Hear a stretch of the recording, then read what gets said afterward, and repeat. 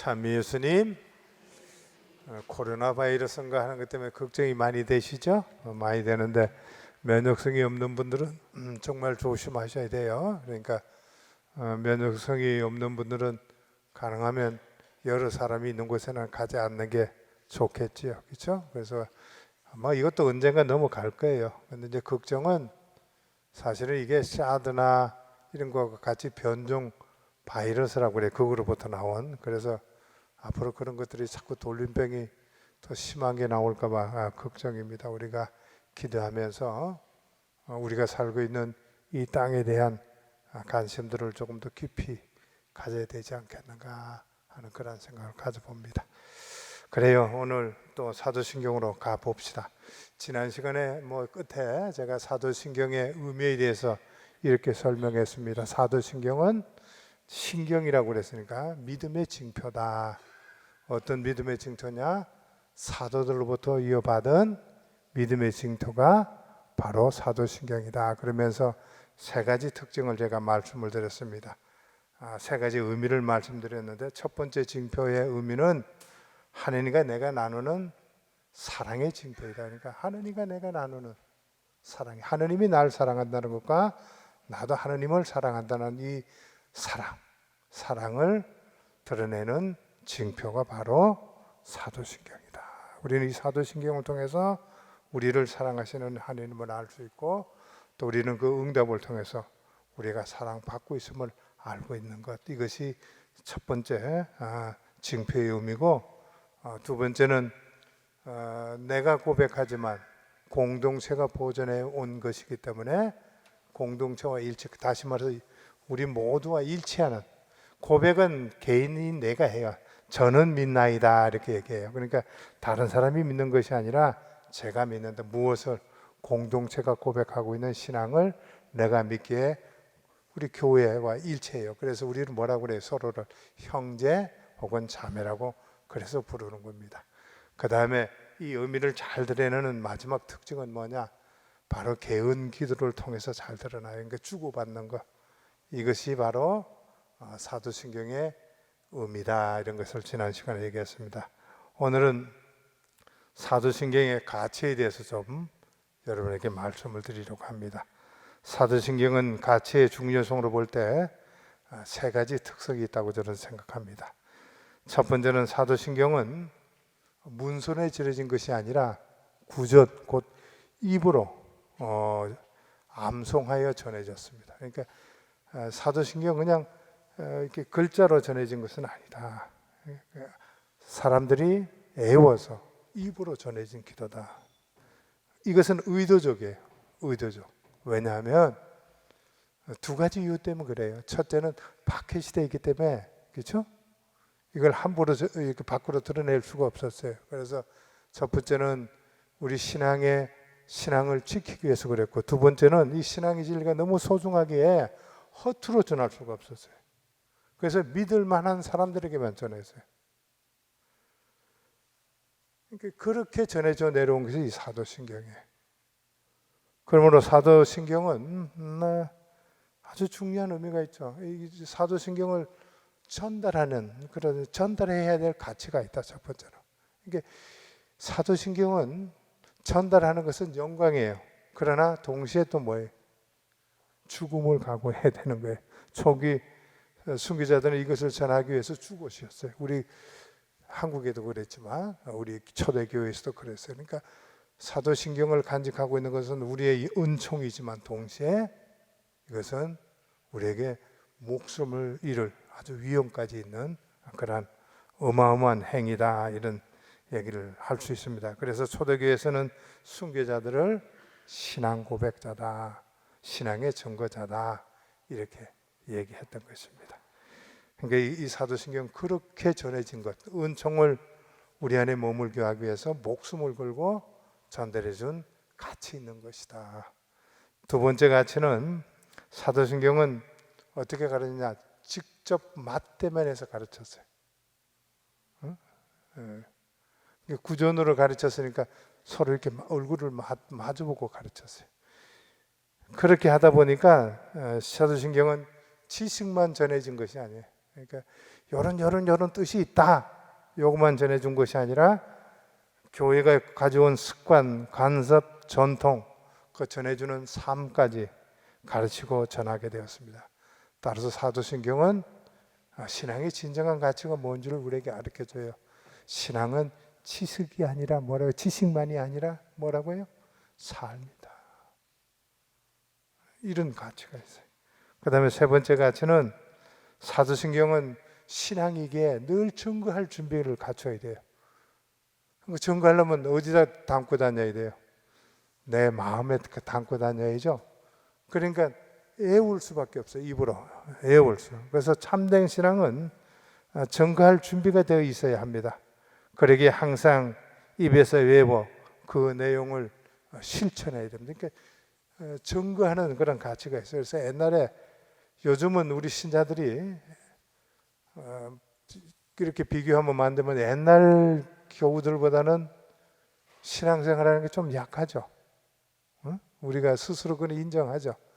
그런데 옛날 분들은 우리보다 교육을 더 많이 받았을까요? 아니에요. 우리보다 책을 더 많이 봤을까요? 우리처럼 카톡을 많이 봤을까요? 근데 그런 걸 수없이 봐도 우리는 옛날 분들보다 열심히 하지를 못해. 그 이유는 뭐냐? 우리가 입에 담아놓지 못해서 그래요. 입에 외워가지고 마음에 담았고 입으로 표현할 수 있는 방법을 뭐예요? 그러니까 우리가 물어보면 여러분들한테 뭐 당신 뭐 미수? 이러면 대답을 잘 못해. 근데 옛날 신자들은 대답을 참 잘했어요. 여러분들 순교자들 한번 보세요. 일자 무식인데도 하느님에서 포절 앞에서 얼마나 대답을 못해요. 여러분 성지순례 갈 때마다 느끼지 않아요? 그분들은 많이 배워서가 아니라 요리 문답을 외웠어요. 그러니까 사람이 뭐라는 걸 금방 알아서, 사람은 하느님을 하나 공경하는 거라는 걸 알았어요. 그러니까 죽기까지 증명할 수 있었어요. 우리는 책으로 배워서 알아요. 그런데 우리가 외우지를 못해요. 전하지를 못해요. 그러니까 행동으로 드러내지를 못해. 그러니까 사도신경을 외우는 이유도 그래요. 우리 12기도문을 왜 외우라고 그러잖아요. 왜 외우라고 그러겠어요? 그렇게 하라고 외우라고 그러는 거거든요. 그런데 안 외우면 그렇게 할 수가 없어요. 그러니까 이 사도신경의 가치는 마지막 가치로 증거할 가치가 있는 거예요. 그래서 우리가 담아놔야 돼. 이런 가치가 있습니다. 그래서 옛날 신자들 보면 매일 아침에 봉헌경이라는 걸 바치다 보니까 선행을 스스로 하게 돼요. 그래서 그거는 내 강의록에 있으니까 봉헌경의 옛날 봉헌경을 내가 강의록에 다 실어놨어요. 나중에 한번 보시기 바랍니다. 이제 입문의 마지막 편으로 제가 사도신경을 올바로 고백하는 방법은 뭔가, 사도신경은 그냥 입으로만 바치는 것이 아니라 조금 전까지 설명한 대로 우리가 이런 중요한 가치가 있기 때문에 소중한 마음으로 우리가 해야 돼요. 기도문에 들어있는 올바른 하느님에 대한 올바른 개념과 함께 그분께서 내려주시는 은총을 느끼고 우리도 그 은총에 올바로 감사와 찬미를 들을 수 있는 방법으로 바칠 때, 그때 우리는 사도신경을 올바르게 바칠 수 있는데, 그 첫 번째 방법으로 전 존재를 통해서 바쳐야 됩니다. 이 점은 지난 시간에도 말씀드린 대로 이스라엘이 바친 그 신앙 고백문을 보면 알 수가 있습니다. 신명기 6장 4절에서 5절에 보면, 이스라엘아 들으라, 주 우리 하느님은 한 분이신 주님이시다. 너는 마음을 다하고 목숨을 다하고 힘을 다하여 주 너희 하느님을 사랑해야 된다. 오늘 내가 너희에게 명령하는 이 말을 마음에 새겨두어라. 이 고백문처럼 고백해야 됩니다. 전제로서 고백한다는 것은 우리 세례성사 때 잘 드러나요. 우리 끊어버리죠. 마귀를 끊어버립니까? 고백하기 전에. 그러니까 우리의 전 존재, 유혹이나 마귀의 그런 악한 행실이나 이런 걸 끊어버리고 그리고 신앙을 고백해요. 세례받을 때. 그러니까 여기서 잘 드러나요. 온 존재를 통해서 고백해야 되는 것이 바로 신앙 고백이고, 사도신경을 외울 때 그런 마음으로 외워야 됩니다. 두 번째, 우리가 올바르게 사도신경을 바치는 방법은 나의 존재로서 고백해야 됩니다. 사도신경의 첫 부분을 라틴어로 표현할 때 끄레도라고 그럽니다. 이 뜻은 나는 믿나이다, 이런 뜻이에요. 우리말의 번역에는 저는 믿나이다 이렇게 되어 있습니다. 전능하신 천주 성부 천지의 창조주를 저는 믿나이다 이렇게 되어 있습니다. 이 말에 믿는 주체가 바로 나라는 뜻이죠. 다른 사람이 대신 바쳐주는 기도가 될 수 없고 바로 내가 바쳐야 된다는 것입니다. 기도를 할 때 합성을 하지만 신앙을 고백하는 것은 공동체와 함께 고백하지만 고백의 주체는 각자 바로 나 자신이라는 것입니다. 셋째, 사도신경의 내용은 복음서에 근거한 고백입니다. 우리의 신앙 고백은 성서적인 권위가 있기 때문에 그 내용을 올바로 고백해야 합니다. 내 마음에 드는 내용만을 받아들이고 그렇지 않은 내용을 배척하는 것이 아니라 내 마음에 들고 말고가 없이 진리 자체를 그대로 받아들이면서 고급 고백해야 됩니다. 가끔 교회의 역사 안에는 신앙 고백의 내용 중 일부를 거부하는 움직임이 있었습니다. 이것을 우리는 이단이라고 이렇게 부릅니다. 영지주의나 아리우스 여러 가지가 있습니다. 이에 대해서 주님께서 이렇게 말씀하십니다. 하늘과 땅이 없어지기 전에는 이 모든 것이 이루어질 때까지 율법에서 한 자 한 획도 없어지지 않을 것이다 하신 것처럼 사도신경도 똑같습니다. 마지막으로 아우구스티노 성인의 사도신경에 대한 설교 말씀으로 사도신경 인물을 마무리 질까 합니다. 이 신조는 짧은 계율을 통해 표현된 여러분의 신앙에 관한 규범입니다.